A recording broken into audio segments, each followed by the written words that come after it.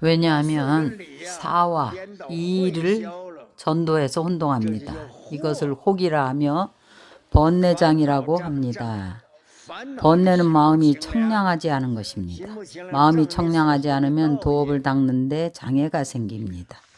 항상 선정과 무색과 팔정도의 논일며 정련은 사유이고 사유는 바로 선정입니다. 우리가 일반적으로 정도를 말하는데 바로 치우치지 않는 것입니다. 중간에 바른 중도인데 대도를 말합니다. 대도는 바로 불도입니다. 열반으로 향하는 진정한 대도입니다. 일체지지의 지혜의 세계에 살면서 일체의 지혜 가운데 가장 수승한 바로 부처님께서 증득하신 것입니다. 부처님께서 스스로 증득하신 그 지혜는 모든 것을 다 아는 지혜입니다. 그것을 일체지지라고 합니다. 일체지 가운데 가장 수승한 지혜입니다. 그것을 일체지지라고 하는 것입니다. 무공룡의 진리에 큰 수레바퀴를 굴리느니라. 무공룡은 아마도 여러분의 공력으로는 아직 안 될 것입니다. 여러분이 공부를 몇십 년 하고 나면 힘을 쓰지 않아도 저절로 되는 때가 있습니다. 잠을 자거나 무슨 일을 할 때에도 영원히 돌아갑니다. 이 이문자제하다는 것은 부처님을 가리켜서 하는 말입니다. 특별히 뜻을 가지고 일부러 할 필요가 없습니다. 자연히 돌아갑니다. 공룡이 없습니다. 과거, 현재, 미래를 생각하거나 혹은 자신이 이미 지은 것과 아직 짓지 않은 것, 현재 지으려고 하는 것들이 기억과 생각 속에 있지 않습니다. 기억과 생각을 빌리지 않습니다. 이것을 무공룡도라고 합니다. 지장보살께서 우리에게 알려주십니다. 수지, 정지를 알려주십니다. 멈춤할 수 있는 상태를 세는 것입니다. 우리에게 선정 닦는 방법을 알려주십니다. 수정지입니다. 마치고 나서는 관을 합니다. 지는 정입니다. 관, 전, 정, 육자법문입니다. 이러한 방법으로 공부를 하면 점차로 선정을 닦는 데 쓰게 됩니다. 나는 그것을 호흡법에 사용합니다. 한 번 내쉬고 한 번 들이쉬고 한 번 내쉬고 한 번 들이쉬고 한 번 숨 쉬는데 들숨 난숨입니다. 전에 내가 지장보살 6글자를 했는데요. 혹은 고쳐서 나무 아미타불로 해도 됩니다. 숨을 내쉬면서 나 하고 숨을 내쉬면서 무 합니다. 들이쉬면서 아 하고 내쉬면서 미 합니다. 들이쉬면서 타 하고 내쉬면서 불 합니다. 나무 아미타불 6번을 합니다.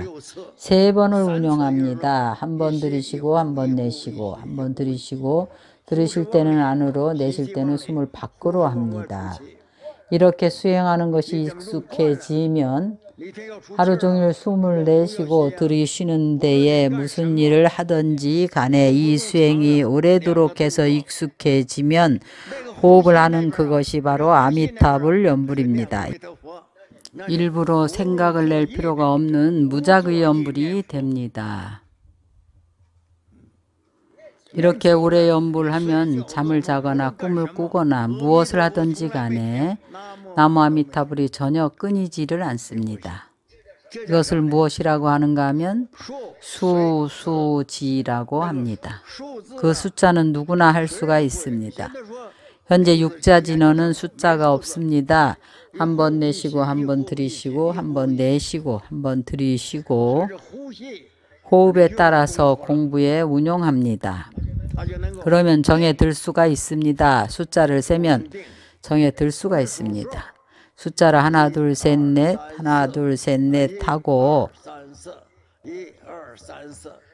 하나, 둘, 셋, 넷 하고 숫자를 셉니다. 그러다 보면 숫자도 사라지고 고요해져서 정에 들게 됩니다.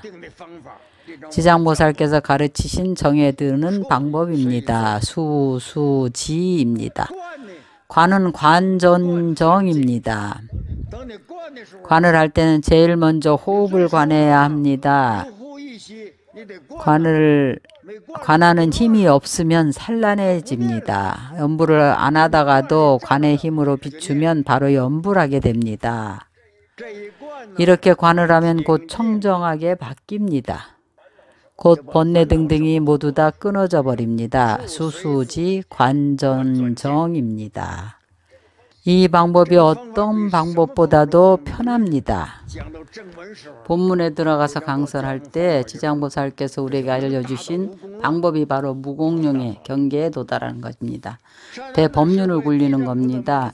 선남자야 지장보살 마하살이 불가사의하고 뛰어나며 헤아릴 수 없이 많은 숭한 공덕을 갖추고 여러 권속과 함께 이곳에 오고 있기 때문에 이 같은 신통의 현상을 나타내는 것이니라. 이 단락의 문장은 부처님께서 지장보살을 찬탄하신 것입니다. 우리가 그 내용을 상세히 설명했지만 그 원래 본뜻은 바로 서가모니 불께서 지장보살을 찬탄하신 것입니다. 지장보살이 이곳에 오고자 하기 때문에 이와 같은 현상을 나타낸 겁니다. 하늘에서 향운과 향의 비가 내리고 보배 영락과 이 현상들 안에서 또 이렇게 많은 음성들이 나오고 서가모니 불께서 지장보살을 찬탄하신 내용입니다. 찬탄을 다 하시고 나서 지장보살이 이곳에 오고자 하기 때문에 신통의 현상을 나타내는 것입니다. 부처님께서 지장보살이 이렇게 많은 공덕이 있다고 찬탄하신 것입니다. 세존께서 지장보살 공덕을 말씀하시고 나서 이하는 지장보살이 부처님 공덕을 찬탄하신 것입니다. 그때의 지장보살 마하살은 80, 100천 나유타 빈발라의 보살들과 함께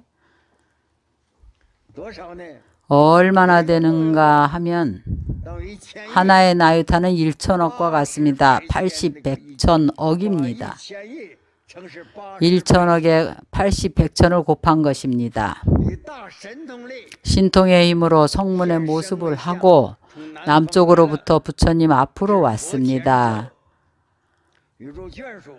모든 권속과 함께 세존의 두 발에 이마를 대고 예배하고 공경하고 오른쪽으로 3번을 돌았습니다. 그리고 나서 열애 앞에 합장하고 섰습니다.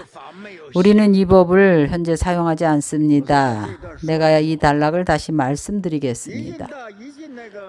법당에 들어가서 바로 바쁘게 부처님 앞에 가서 절을 하지 말아야 합니다. 부처님 제세 시에는 부처님을 뵙고는 바로 오른쪽으로 돕니다.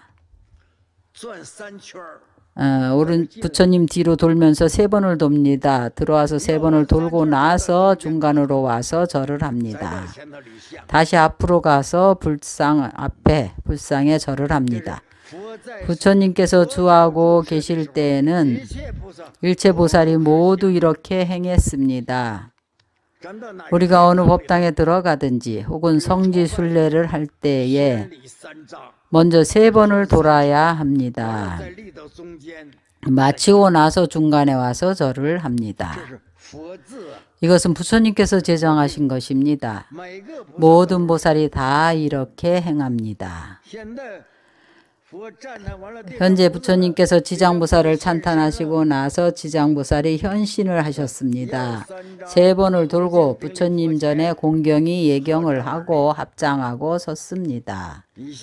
이하 내용은 다음 시간에 다시 하겠습니다.